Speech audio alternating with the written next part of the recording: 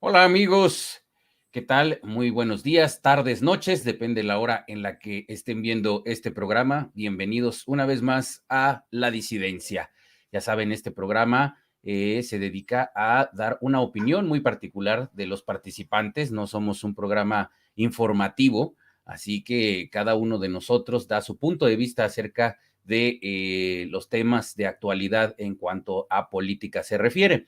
Quiero agradecer primeramente a nuestra casa Wow TV y a los canales en donde se transmite de manera simultánea este programa, que es RIT TV y Alterno 180 también. Por lo que también les recuerdo que es muy importante que nos den su suscripción, que aprieten ese botón rojo que están viendo ahí en su pantalla, nos regalen su suscripción, su like es muy importante para que se mueva el algoritmo de YouTube y este programa llegue a más gente. De igual manera, recuerden que también, si pueden, tenemos ahí un espacio, un botón para que nos den su donativo si es que ustedes así lo creen pertinente, lo cual les agradeceremos muchísimo.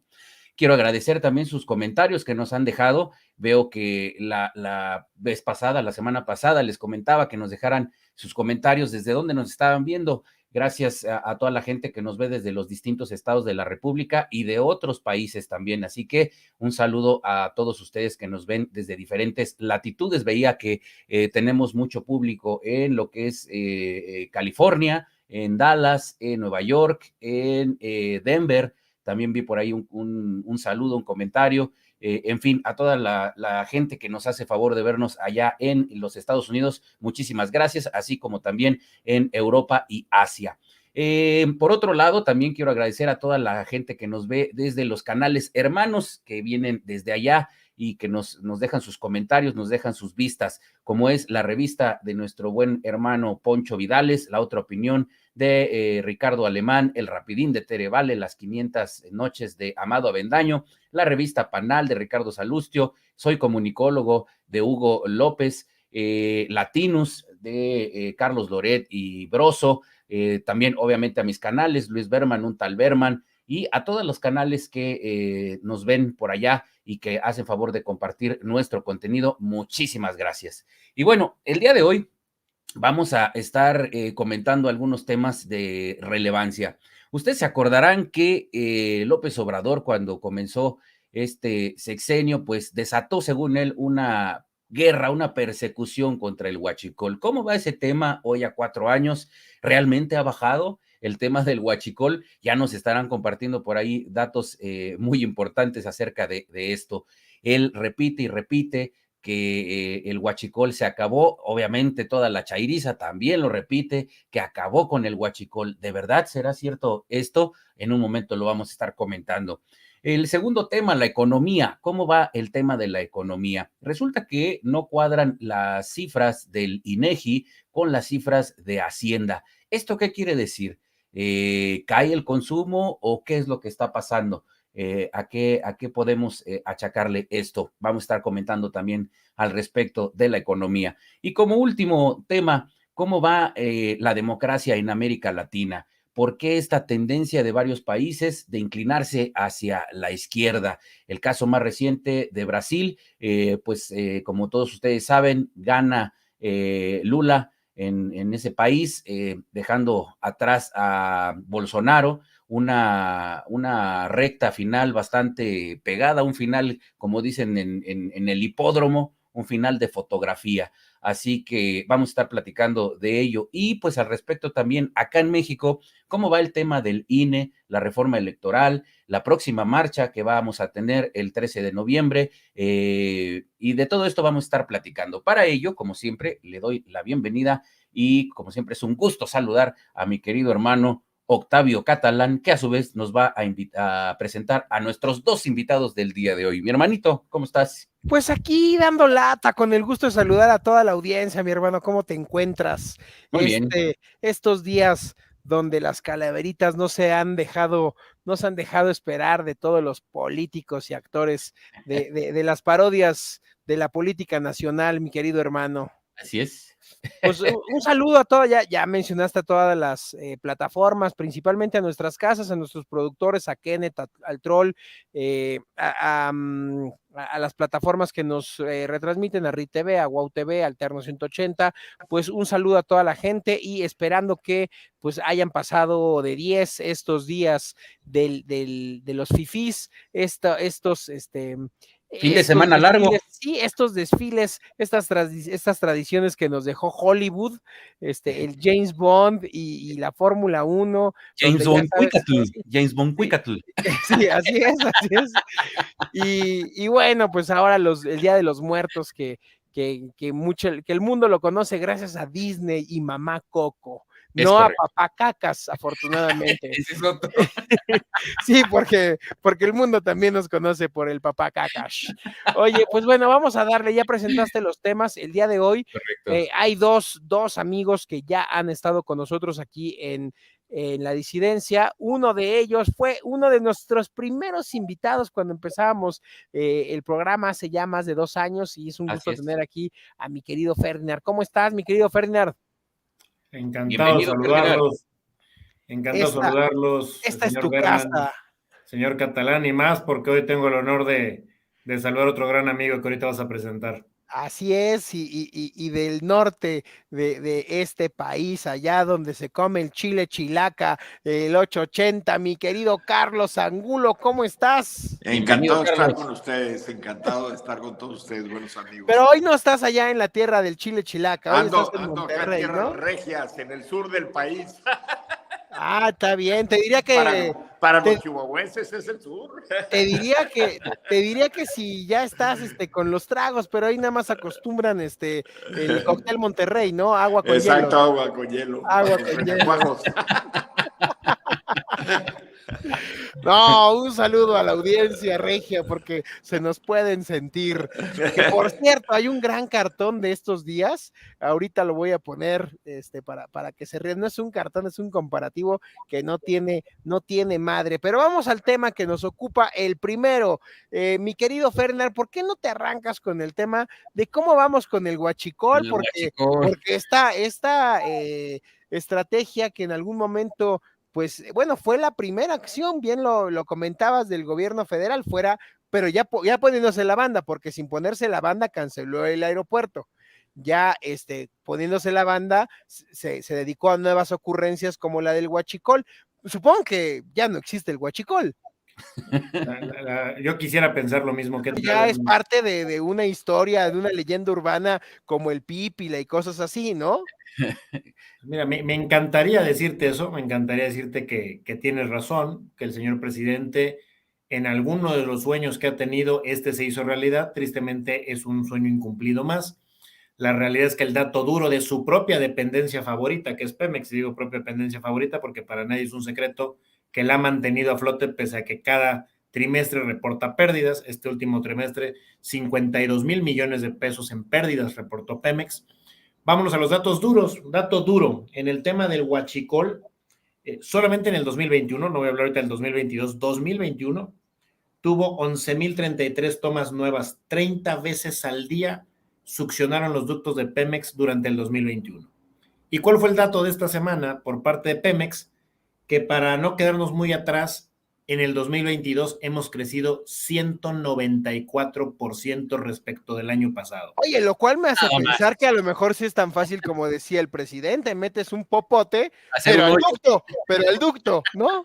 Bueno, si ven las redes sociales, incluso van a ver que hay un caso muy famoso grabado en redes donde se ve al ejército llegando esta semana, hace unos días, a retirar unas camionetas que están succionando y sin detenerlos, simplemente para no pelearse con ellos. Los elementos de la Guardia Nacional los invitan a retirarse a estar succionando el ducto. Y un dato que resulta alarmante es que ya no solo somos un país de huachicol en términos de combustibles, gasolina ya refinada o en el crudo, porque también increíblemente estaban huachicoleando crudo en este país, lo cual es todavía más complicado en términos de tecnología, sino ahora también tenemos un nuevo récord en el tema de gas LP, donde solamente López Obrador ha superado en 1,559%, según las cifras de Pemex, a lo que se huachicoleaba de gas LP en la época de Peña Nieto.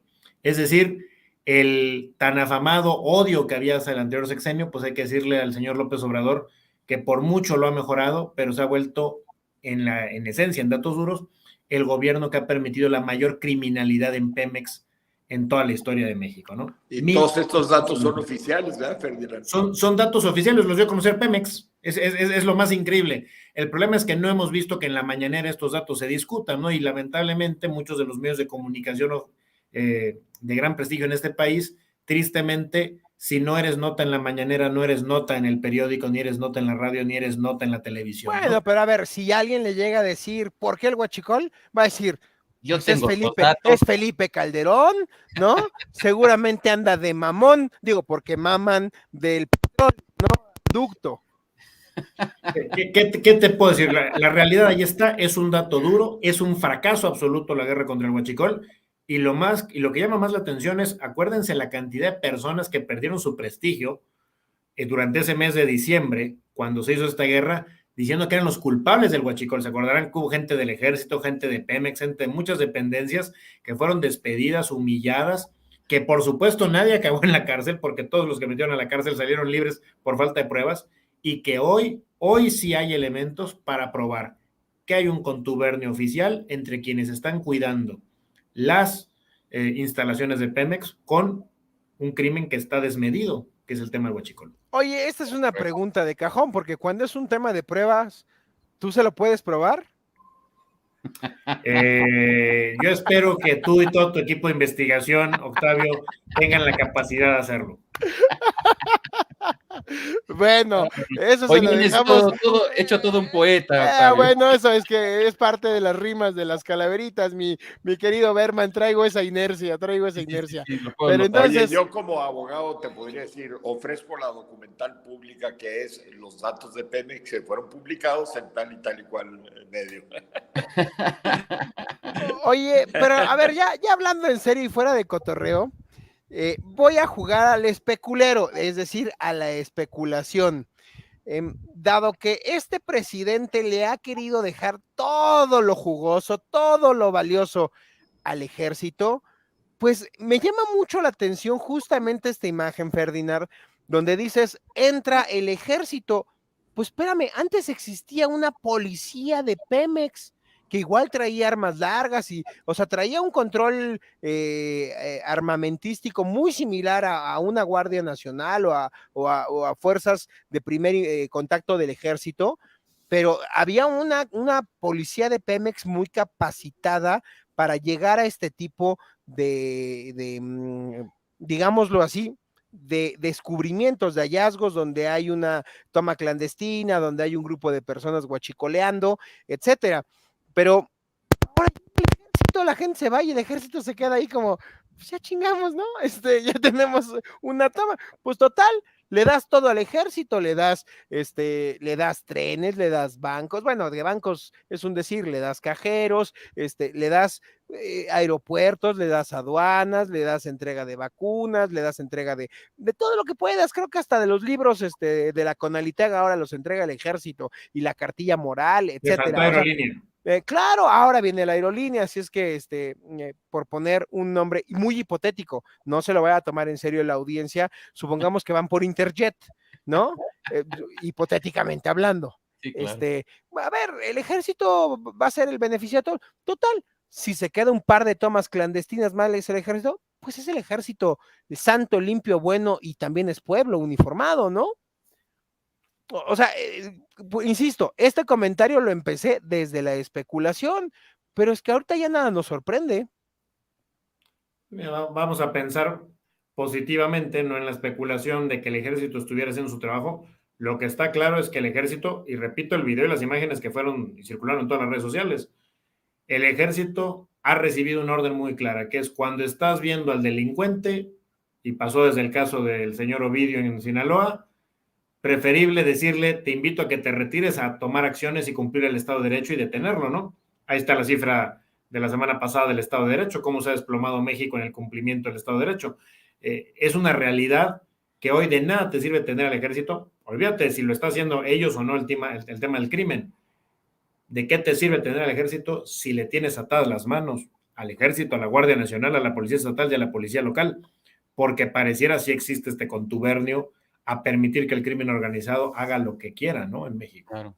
Que por cierto, eso es una total incongruencia con el tema de lo de la Guardia Nacional y extender hasta el 2028 y demás, ¿no? ¿Para qué quieres una Guardia Nacional si al final lo que terminas diciendo es darles chance, ¿no? Que hagan lo que quieran y tú hazte para atrás y no hagas nada, ¿no? Entonces es una total incongruencia también. Mi querido Carlos, fracasamos con el tema, bueno, 4 años, pero todo parece indicar que también el tema del huachicol es un fracaso. Definitivamente, y debemos de empezar por analizar lo que se hizo a principio de sexenio. A principio de sexenio hubo el gran engaño a la población aduciendo que se habían parado los ductos para combatir el huachicoleo, cuando pues se habían parado los ductos porque no había gasolina, que no había entrado a los puertos, porque no la habían comprado. Entonces, pues fue esa una muestra, ya conociendo la realidad de la situación, de lo que se iba a venir para el resto del sexenio, definitivamente. Correcto. Oye, mi querido Berman, entre algunas otras notas relacionadas a este asunto del huachicol, tú recordarás justamente cuando empezamos hace unos 2 añitos estos programas, yo te decía, tanto en lo público como en lo privado, dice el pueblo bueno que también es narco, ellos también son pueblo con necesidad de traficar ciertas mercancías, que había grupos de la delincuencia organizada que habían pactado el alejarse de estar peleándose por territorios sobre pretexto del control de los estupefacientes para irse directamente por el control del huachicol. No sé si recordarás esto, pero pues parece que toda esa guerra contra el huachicol con la que supuestamente arrancamos el sexenio, no fue más que un pretexto para que ciertos grupos de la delincuencia organizada se reestructuraran en el control de los ductos. Esto ya lo habíamos platicado hace 2 años y hoy 190 y ¿qué porcentaje dijiste, Ferner, que 194. 194% superior al 2021. Cifras de Pemex. Cifras de Pemex. Eso que dices, Octavio, tomarlo en cuenta del Guacamaya Leaks, ¿eh? Hay que recordar que en Guacamaya Leaks una de las cosas que más llamó la atención es que muchas de las gentes del crimen organizado que se dedicaban a las drogas, ante el hecho de que hoy la droga que más se consume en Estados Unidos es fentanilo. Y en México no se está produciendo la cantidad de fentanilo que se produce ni de cocaína, ni de marihuana, ni de amapola, ni de este tipo de enervantes. La realidad de las cosas es que al ya no ser un mercado o no ser su negocio ya fuerte el poder mandar a Estados Unidos, han hecho 2 cosas, lo que comentas: o vendes esa droga en México o te dedicas a otro negocio criminal. Y claramente el huachicol está siendo una joya de la corona para este negocio criminal, ¿no? Bueno, a ver, esto nos lleva al análisis profundo de qué es lo que sucedió en el Bajío, porque, a ver, era muy claro que todo lo que sucedía en torno a Salamanca, pues tenía que ver con los ductos de la refinería de Salamanca. Y parte de la ruta esta hacia los Apaseos y hacia Michoacán, conductos de Pemex que venían de instalaciones estratégicas. Pero vienen 2 puntos muy importantes que además se comentaba. ¿Por qué el cártel de Santa Rosa de Lima fue encontrando algunos aliados de cárteles de la zona, e incluso se dio una mezcla altamente violenta, un cóctel ahí en la región, porque agarraban los trenes? O sea, ya no solamente era huachicol, agarraban los buque tanques, estos trenes que llevan derivados de petróleo o gasolinas. ¿Y qué decía López? Es tanta la pobreza que hay rapiña de comida en los trenes. Pues no es cierto, es que el tren en la parte de adelante llevaba comida, granos y demás, lo soltaban, la gente llegaba a hacer la rapiña de la comida, mientras estos angelitos se llevaban el petróleo y el acero y las cosas valiosas. Y ese es el argumento de López para decir, el narco también es pueblo bueno, pues es tan bueno que hasta hay rapiña de comida, pues no la chinguen, o sea, era un modus operandi muy distinto. Muy bien estructurado. Muy bien estructurado lo que había ahí. Y hoy que ves la violencia de esos estados, de Michoacán, de Guanajuato, parte de Zacatecas, etcétera, pues tiene que ver con la rapiña de los ductos de Pemex y de los derivados del petróleo. Claro, también hay acero y que se roban que las pantallas y otro tipo de mercancías de alto valor.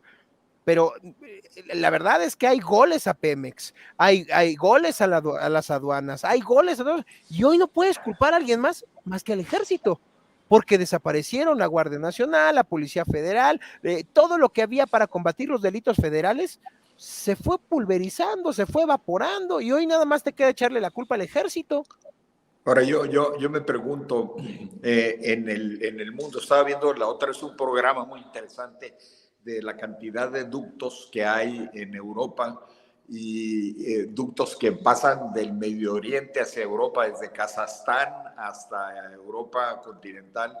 ¿En dónde se ha oído una noticia de huachicol en el resto del mundo? Me preguntan, nada más es en México. ¿Por qué? Porque están coludidas las autoridades en ese negocio. Yo creo que es derivado de los cultos prehispánicos, ¿no? Decía Luis Berman, es el dios Huachicoyotl, ¿no? Exacto. No. Lo traemos en la sangre, mi querido Carlos. Sí. Oye, pues, ¿qué otro creo que si no le hacemos un corte a nuestro productor, nos puede decir una leperada como semana a semana, nos hace la observación de que seamos cuidadosos con los tiempos, mi querido Berman. No la ganamos a pulso. Así es, así que vamos a ir a un corte rapidísimo, querida audiencia, y ya estamos de vuelta aquí en La Disidencia, donde siempre dejamos que hable la libertad. Ya volvemos.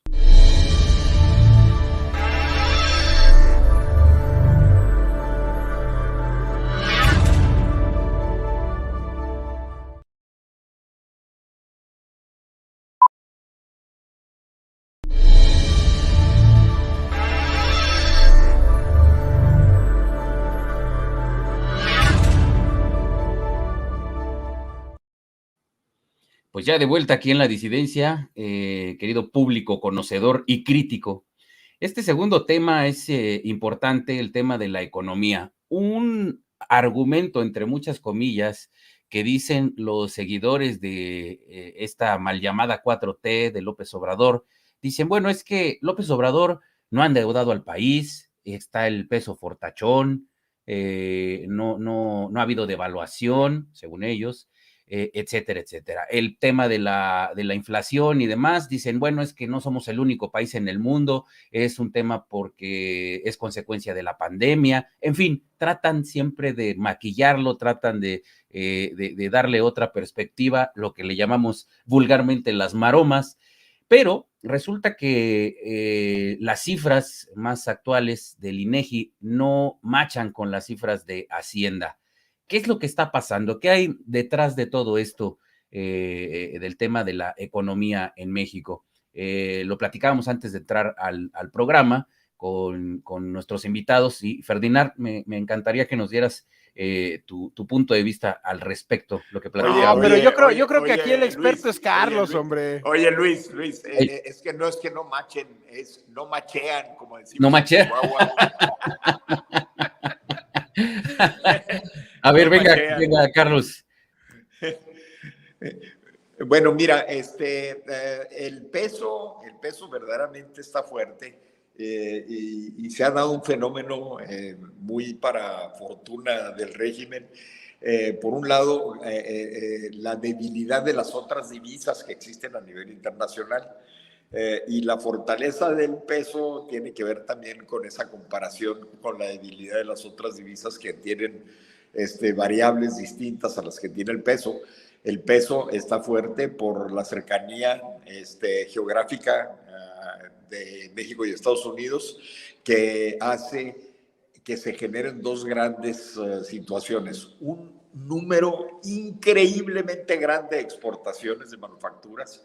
Nada más para dar una perspectiva, voy a hablar nada más de mi ciudad. Ciudad Juárez exporta anualmente en valor total de producto más de 54,000 millones de dólares en manufacturas. Nada más Ciudad Juárez, para darse un ejemplo. ¿Ok? Y el otro fenómeno que fortalece el peso es la cantidad de transferencias de recursos del extranjero que vienen, de gente mexicanos que viven allá y transfieren dinero, las remesas famosas, a sus familiares.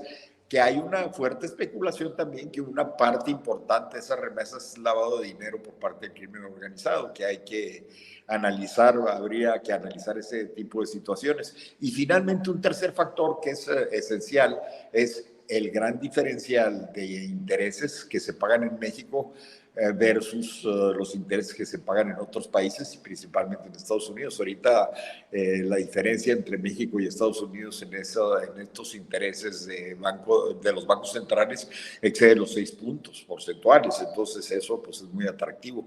Y por último, México sigue siendo atractivo para los fondos internacionales por ese diferencial y porque no se nos ha quitado el grado de inversión. En el momento en que se nos quite el grado de inversión, que estamos muy cerca de ello, puede haber un efecto de rebote muy grande, verdaderamente. Ok. ¿A qué se refiere esto de que platicamos, de que no cuadran las cifras del INEGI con Hacienda, mi querido Carlos?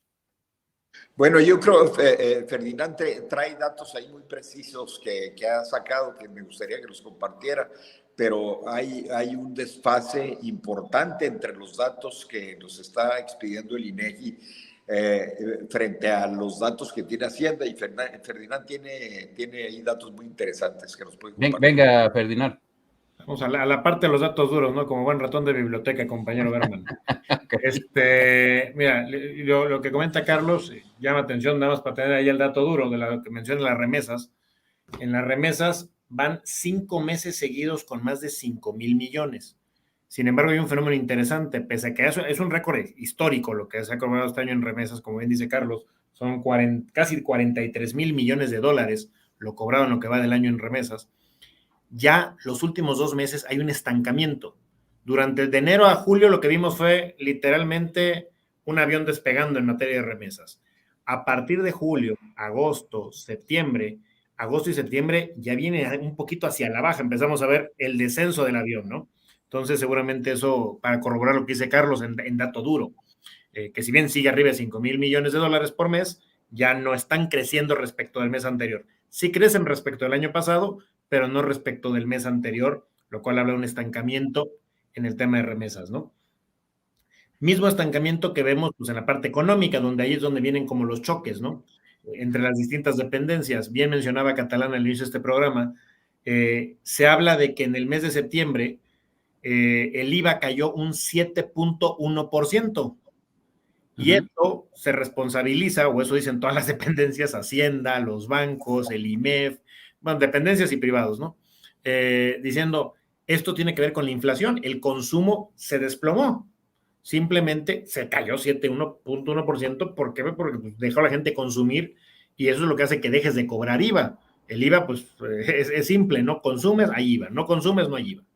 Sin embargo, aquí está la propia nota que expide, bueno, que pone el Financiero esta semana, donde lo comentábamos, a ver, decía, se cae el consumo, a ver, si no hay IVA abajo de 7.1%, pues no hay grandes explicaciones, no hay consumo en esa misma medida.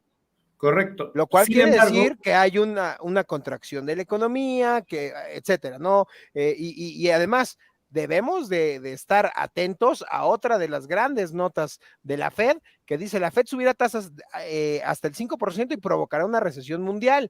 Entonces, yo no veo esos grandes previsiones que además son coincidentes de todos los economistas serios, reflejados, por ejemplo, en las políticas, en los criterios generales de política económica del presupuesto. Entonces, yo no sé, o sea, que Dios nos agarre confesados el próximo año, ¿eh? El próximo año viene duro, pero terminando de cerrar lo que dices, Berman, ¿por qué no machean, o como le queramos decir, estas cifras? Machean. No cuadran. no coinciden. Hay que recordar, y digo, voy a caer en el terreno de la especulación, diría el señor Catalán, ¿no? La Te incertidumbre que vas a generó. convertir en un especulero. Pues no, hoy anda usted insensatamente raro, señor Catalán, pero bueno. No voy a decirte poeta porque no lo creo, sería una agresión a mis amigos poetas, pero vamos a decir que andas insolente por decir algo. En el caso del INEGI, recordaremos, especulativamente hablando, la incertidumbre que se generó cuando por decisión política se manda como cabeza del INEGI a una persona totalmente afín al proyecto del presidente, y así como se envió al Banco de México, ¿no? Y si bien en el Banco de México creo que hemos visto una buena sorpresa, porque me parece que las 3 personas que han llegado al Banco de México, podría decirse que hasta en cierta medida han traicionado en sus declaraciones al presidente, principalmente uno de los vicegobernadores. Cuando nos vamos al terreno del INEGI, los primeros cálculos que arroja el INEGI, por ejemplo, en agosto y septiembre, agosto te dice, oye, en agosto no crecimos. Y en septiembre esperamos crecer 0.1%.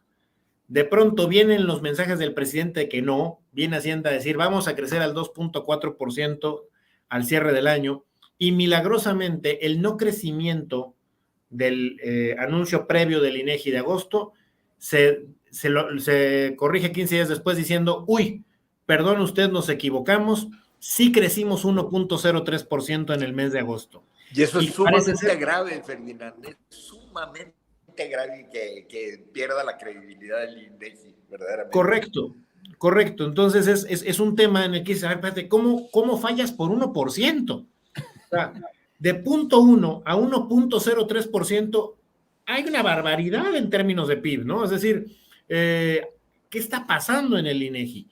Y lo peor es que te dice el INEGI, oye, en septiembre, en todos nuestros datos de consumo, el consumo fue muy bueno y la gente está rompiendo, es más, vamos hacia arriba en la confianza del consumidor. Ah, caray, pues infórmaselo a Hacienda y infórmaselo al consumo, ¿no? Porque se te cayó 7.1%, o sea, no hay forma en que el discurso del INEGI lo veas aterrizado en los datos duros de Hacienda.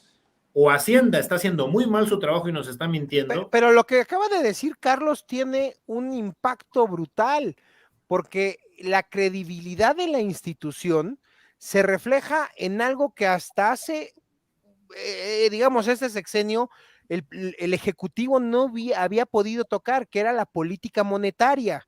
Y recordaremos, pues nuestro gran amigo Milei lo dice una y otra vez, la inflación siempre es un fenómeno monetario, siempre. Y acá, a ver, claro, importamos, un poco de la inflación que tenemos, pero si vemos que tenemos 8 punto algo de inflación, no pudimos haber importado el 8% de inflación, traíamos un crecimiento gradual de inflación este sexenio, sin contar lo que todos los fenómenos complejos que trajo la pandemia, pero de ese 8% sí les puedo decir seguramente un 5%, es una inflación creada desde nuestras propias instituciones y lo agravamos diciendo, no podemos confiar en el INEGI. O sea, esto es de verdad gravísimo, porque entonces, pues, un estudio de mercado sencillo nos podría decir también que no corresponde la inflación que dicen las instituciones con la que estamos viendo en el impacto del bolsillo del ciudadano común y corriente. O sea, hasta en eso nos quieren ver la cara de tlatoanis, ¿no? Como el señor Don Kakash.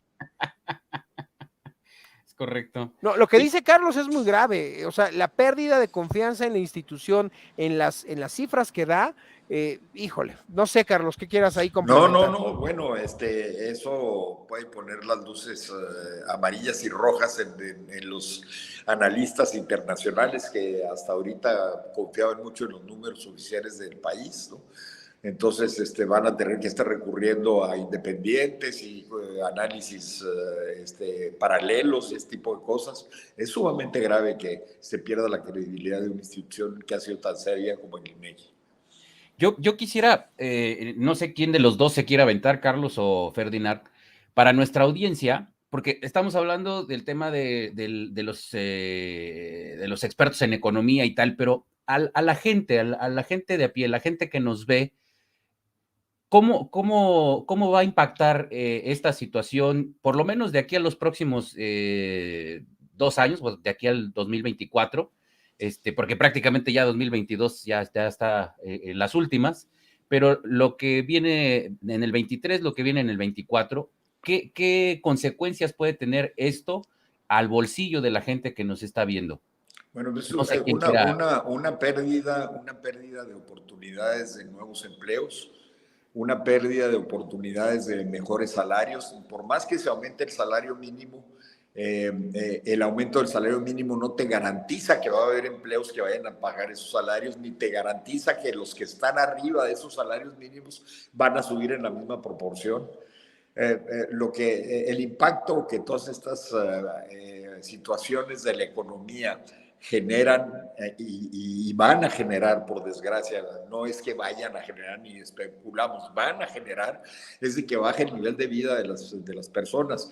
La inflación acumulado con la falta de inversión, acumulado con la falta de trabajo, acumulado con el aumento de la economía informal, y tiene como consecuencia lo que ya está viendo un éxodo de mexicanos hacia el extranjero cuando se había quedado a nivel cero en la época de Peña Nieto, en que ya la gente no estaba cruzando la frontera, los mexicanos a lo menos, ¿no? Y ahora ya tenemos cientos de miles de personas que están yendo para allá.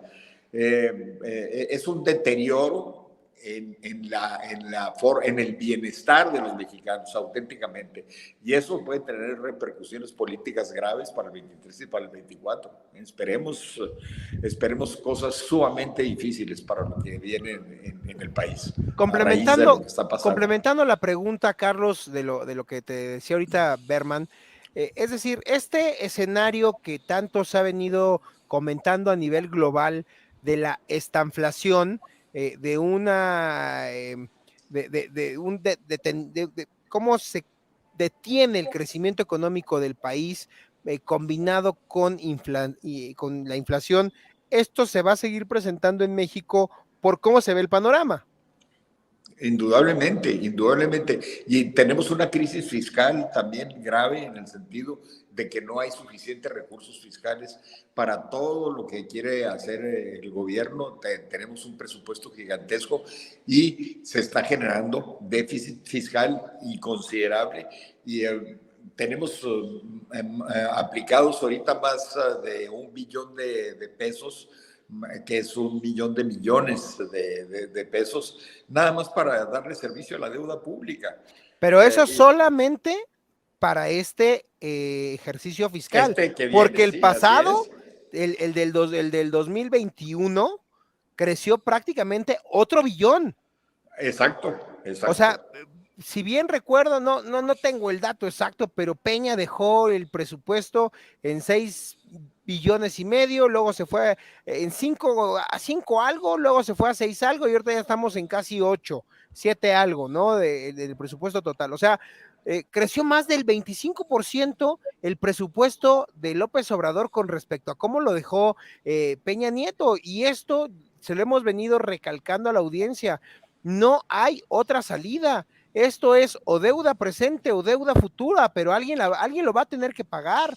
O somos nosotros o son nuestros hijos. Y lo que está pasando con Pemex y Comisión Federal de Electricidad, que están pierde dinero, y el gobierno saque dinero, que le quita salud, que le quita educación, que le quita bienestar de los mexicanos, para metérselo en un negocio improductivo. El gobierno nos tiene que dar seguridad pública, nos tiene que dar justicia, nos tiene que dar servicios públicos, nos tiene que dar una serie de condiciones para el crecimiento, y está metiéndole lana a negocios de energía que están perdiendo dinero a carretonadas, que no sirven para nada, como tirarle el dinero a la basura.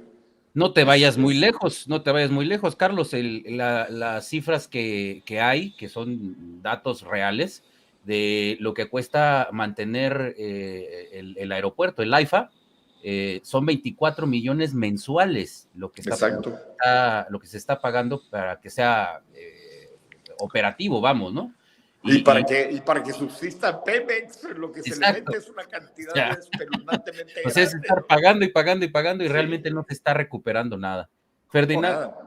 Fíjate que estaba escuchando y la verdad es que los datos, yo le sumaría, ¿no? A ver, el dato oficial de la ley de ingresos es que para el 2023, 31% del ingreso es deuda contratada. Entonces estás hablando de 3 de cada 10 pesos. Imaginemos, lo digo para que la gente lo ubique, ¿no? Imagínense que cada 10 pesos que ustedes gastan en su casa o que pretenden que va a servir para gastarse en su casa son 3 pesos que están debiendo antes de haberlos gastado, ¿no? Hay un dato que da el INEGI, hablando del INEGI la semana pasada, que habla de que por primera vez en el país llegamos a los 34 millones de personas no disponibles para trabajar. ¿Esto qué quiere decir? Los menores de 18 años, pero también gente que ya se pensionó o ya se jubiló. Y se espera que estos datos lleguen a más de 40 millones de aquí a 5 años. No, espérate, Fernanda, porque para hablar de las pensiones necesitamos 2 programas. No, ese es otro señor programa. No quiero hablar de las pensiones, lo que quiero decir es lo que están comentando, es decir, el gasto público, no habrá manera de tenerlo porque hay que recordar que este gobierno puso que los programas sociales de las becas, de lo que se le da a las personas de la ciudad, quedó como constitucional. Es decir, si quisiera un siguiente gobierno cambiar eso, tendría que tener mayoría de 2/3 partes en el Congreso para echar para atrás ese cambio. Pero ahorita, electoreramente hablando, ningún candidato, incluyendo los de Acción Nacional, pueden salir a decir que van a quitar semejante barbaridad. Nosotros lo dijimos en este programa. ¿Cómo se les ocurrió hacer semejante barbaridad?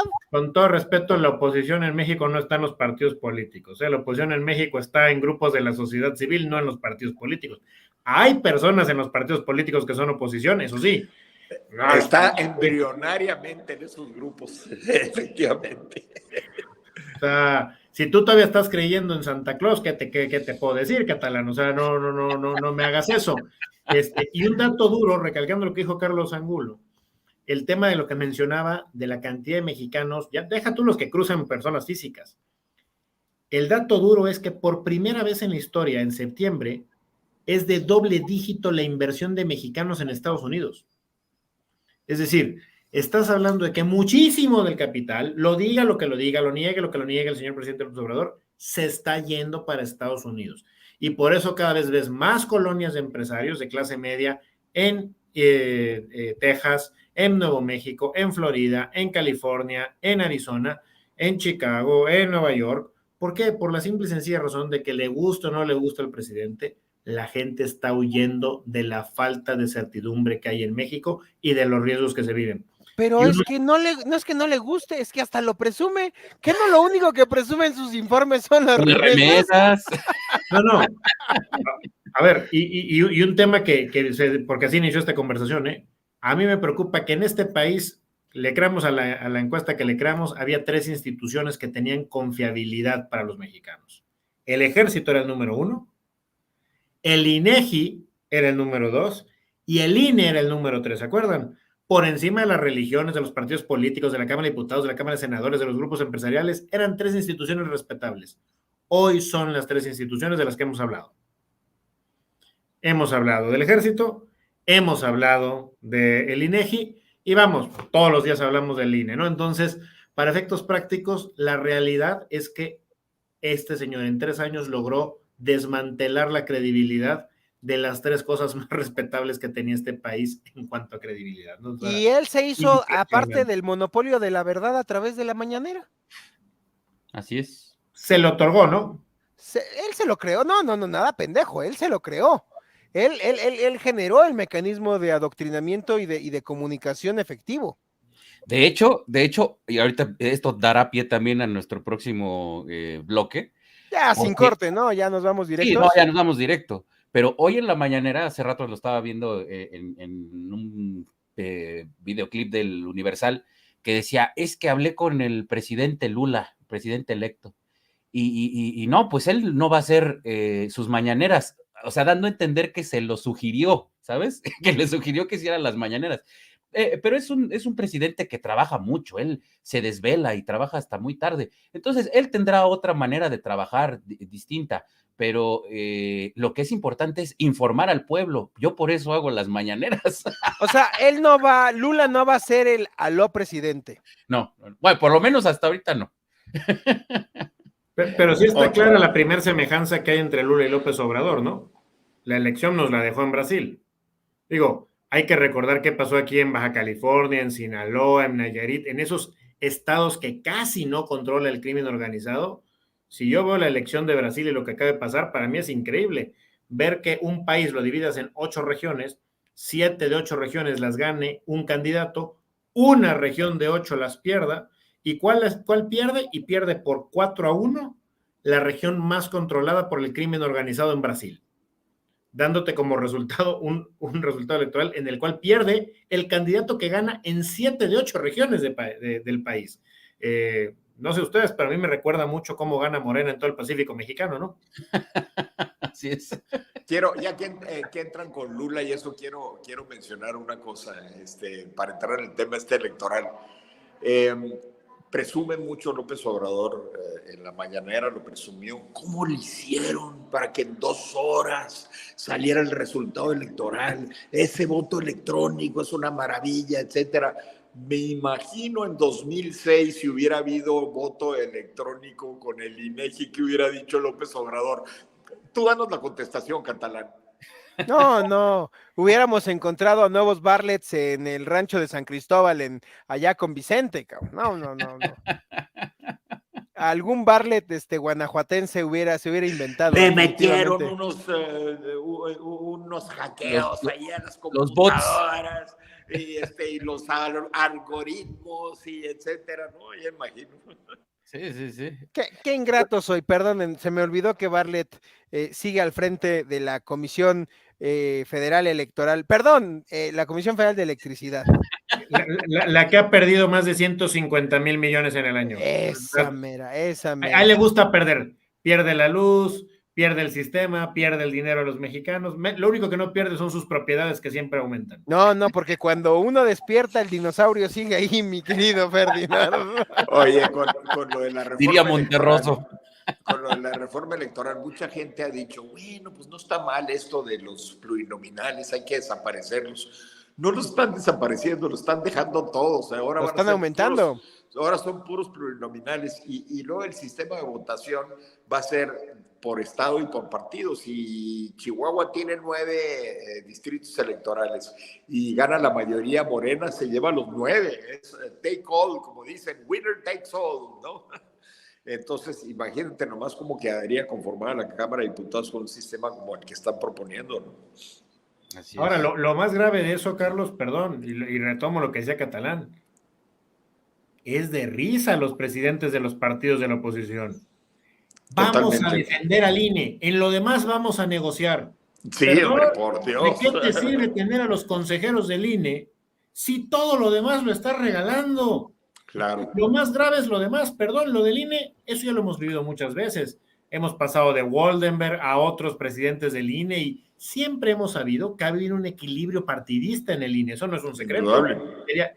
Vamos, si lo hacemos por elección, como dijera el presidente, pues cualquier persona que pudiera ser elegida tiene un corazoncito. Esto es como en el fútbol, ¿no? Los árbitros seguramente le van a algún equipo de fútbol en México, no por ser árbitros odian a los 20 equipos de la Liga Mexicana, ¿no? Y luego, imagínate cómo quedaría conformado el INE. 20 prospectos propuestos por el Ejecutivo, 20 por el Legislativo y 20 por el Judicial, ¿ok? Échale, ¿cómo quedaría porque el Legislativo los 20 los va a elegir por mayoría simple, el Ejecutivo pues por un solo hombre los va a elegir, y el Judicial pues ya ves cómo se las pintan, ¿no? Y luego de esos 60 prospectos nada más salen 7.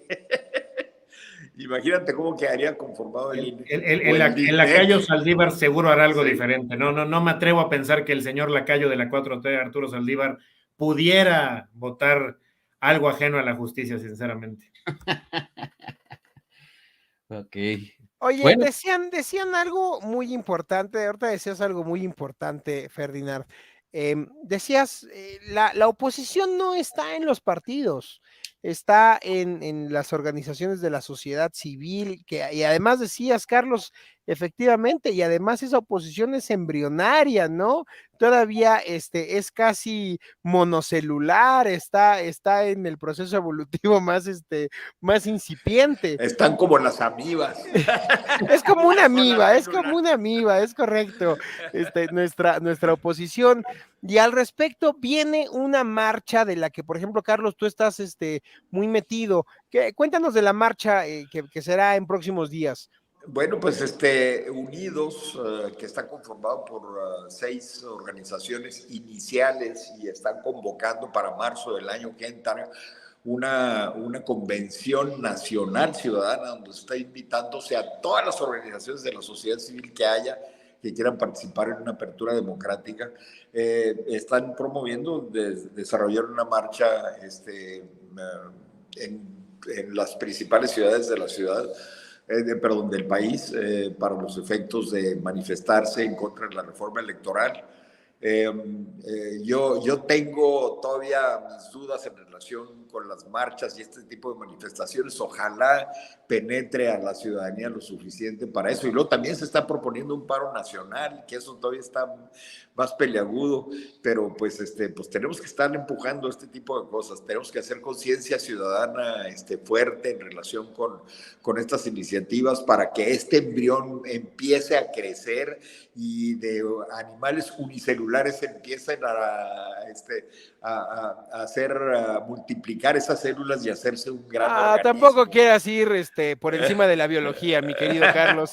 No, yo tengo fe en que podemos hacer algo, pero tampoco puedo ir encima de la biología. Ferdinand, al respecto, cuando el presidente dice que todos los conservadores se unen en su contra, cuéntanos de la reunión de los conservas acá en México, mi querido Ferdinand. Casi, perdón por el gol, pero me volviste Herdes, la costeña o algo por el estilo, ¿verdad? En este momento, o sea, me volviste la tita, caray, de verdad se te agradece, Catalán. Pues así dicen, ¿no? De broma, los conservas.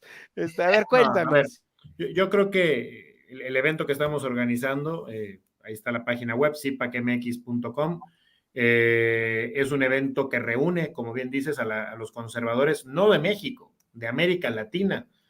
Alguien nos dice, oye, ¿por qué no hay políticos en su programa? Pues porque aunque haya algunos funcionarios, algunos legisladores que sí creen en todos los temas conservadores en México, la realidad es que los políticos en México no tienen mucho que presumir en este tema, ¿no? Vamos a hacer esto de defender la libertad en las Américas. Empezaste hablando de Brasil. Hoy el mapa lo dice con claridad, ¿no? Gobiernos que no se identifiquen como de izquierda en el continente, pues tienes Uruguay, Guatemala y Ecuador.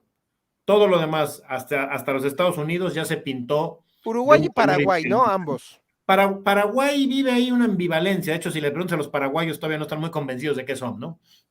Pero en general, digamos que son estos 3 países los bastiones todavía. Traemos, por ejemplo, como uno de los conferencistas a quien diría, bueno, José Antonio Kast, que fue candidato presidencial de Chile. Viene Lech Walesa de Polonia a hablar de cómo se pasó del comunismo al capitalismo. Viene Javier Milei, lo citabas hace unos minutos. Viene la gente de la disidencia de Cuba, de China, de Nicaragua, de Venezuela.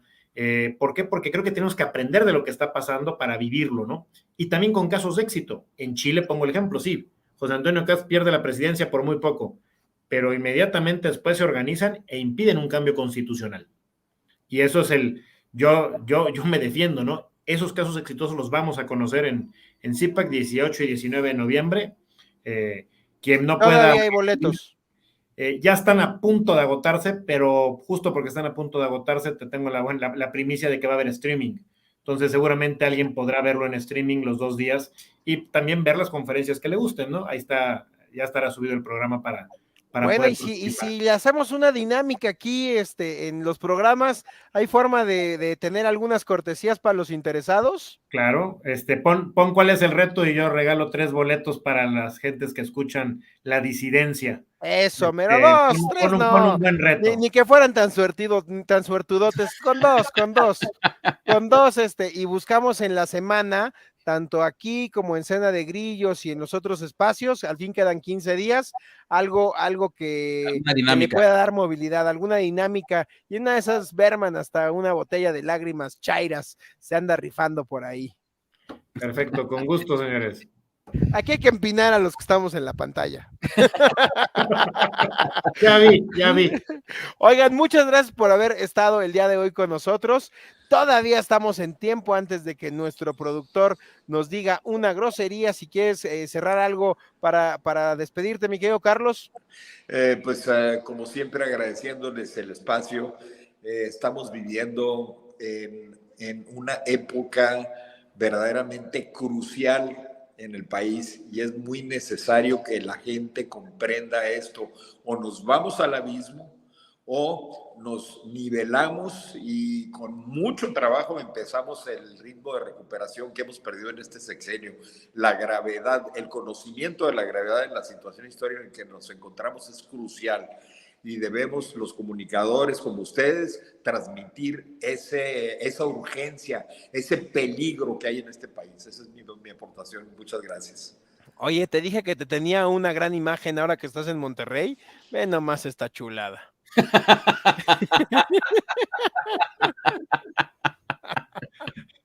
Igualitos, man. A ver si no se me enojan estos dos. Ay.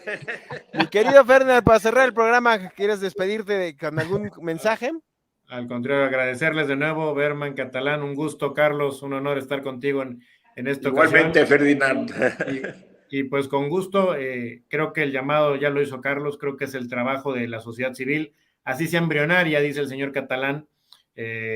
No, eso dijo Carlos, yo repetí sus palabras. No, pero el señor Catalán lo dio a entender como sin vida. Eso es lo que voy a decir. Esta tiene vida y aunque esté en etapa embrionaria, vamos creciendo, creo que vamos fuertes y es el momento de ir siguiendo, que se cultive esto para que tal vez no nos dé el tiempo para la primera gran batalla que se nos viene, pero sí seguramente en unos años tendremos que tener la labor de recuperar lo que nos dejen de este país que ha pasado por mucho y aún así sigue de pie. Vamos yo no hacia sé. Un organismo complejo. Sí, no, pero a ver, yo no sé si existe un animal que se devore a sí mismo, se coma, porque entonces eso sería Alito. Eso sería Alito chingándose al propio PRI. Por lo que resta, es como mononeuronal la democracia, ¿no? Para un próximo programa me dices, porque me encantaría escuchar la opinión de ustedes de si va o no va a haber alianza en el 24, ¿eh?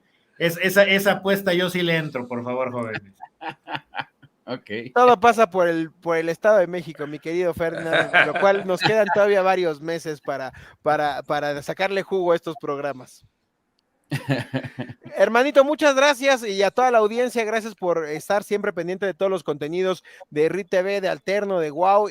Nos estamos viendo en una siguiente entrega la próxima semana y nos vemos en otro próximo video. Mi querido Berman, pues cierra como acostumbras. Muchas gracias, Carlos, muchas gracias, Ferdinand, Octavio. Pues así llegamos al final de un programa más de La Disidencia. Como siempre les recuerdo, estos son nuestras opiniones, ustedes tendrán la última palabra, fórmense su propio criterio y pues yo me quedo con eso, la importancia de que la sociedad civil haga valer su voz y que se escuche fuerte y claro lo que queremos y lo que no queremos. Así que ustedes decidirán sus comentarios, sus opiniones, que los estaremos leyendo aquí abajo en la caja de comentarios. Les recuerdo la importancia de su suscripción, de su like y de que compartan este contenido en sus redes. Muchísimas gracias. Nos vemos en un próximo programa de La Disidencia. Hasta la próxima.